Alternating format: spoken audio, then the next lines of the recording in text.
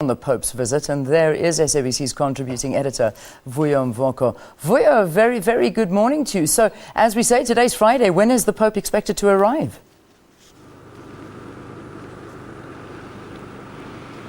Well, thanks very much, Leanne. Yes, indeed, he will be arriving in about 11 hours' time or so, and that is when the Ugandans expect the Pope to arrive. From what the Church has been telling us, about 2 million people or so are expected to be at the venue where they will be celebrating Mass, the venue you saw in that package there.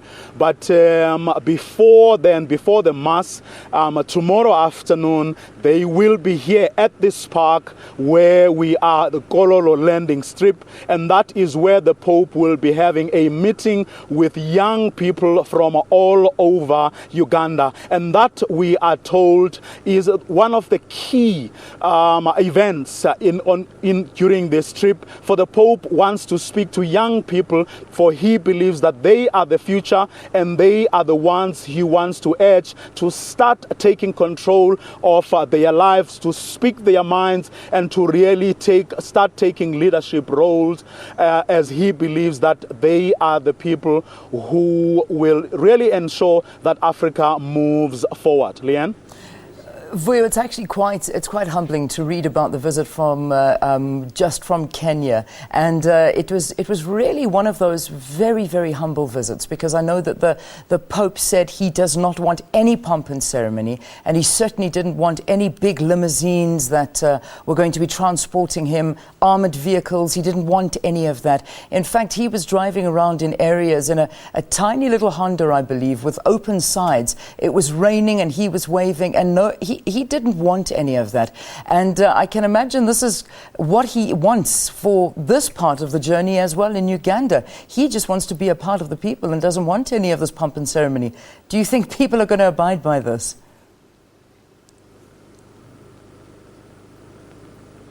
Well, from what we are told, the people here, the authorities, I mean, we spoke yesterday to the head of the military, we spoke to the head of the police, we spoke also to members of the clergy who are part of the organizing or reception committee, as well as the government representatives that serve in that reception committee. They are saying that they are expecting 10 million people altogether to be part of the events that are being planned, and they believe that people will be lining the streets, and they will indeed come in large numbers from across this country to come and see the Pope, because they say that, I mean, for a country that is 42% Catholic, the Pope's arrival is a very, very big deal here.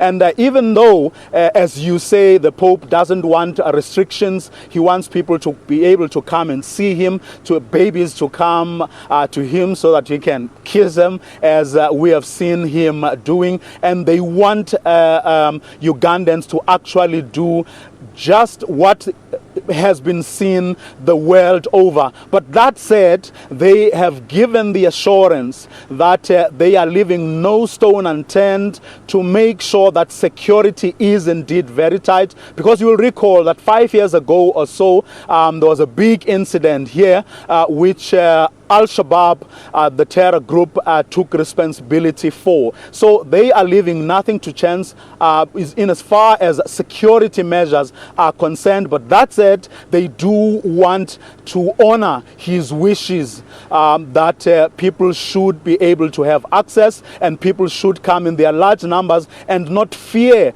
that there will be security, the kind of security that will make it difficult, if not impossible, for them to come and see for themselves the Pope and be able to even touch him if such opportunities arise. Yeah, amazing. We're going to get another update from you in the next hour ahead of the Pope's visit there to Uganda. And it's just quite interesting to read about his wants and needs. And I know that the countries that he's visiting are so concerned about his security. His only concern, he said, are mosquitoes. Other than that, he's got no security concerns whatsoever. Well, those are the words from the Pope. But Vuyo, thanks so much. We'll catch up with you again in the next hour.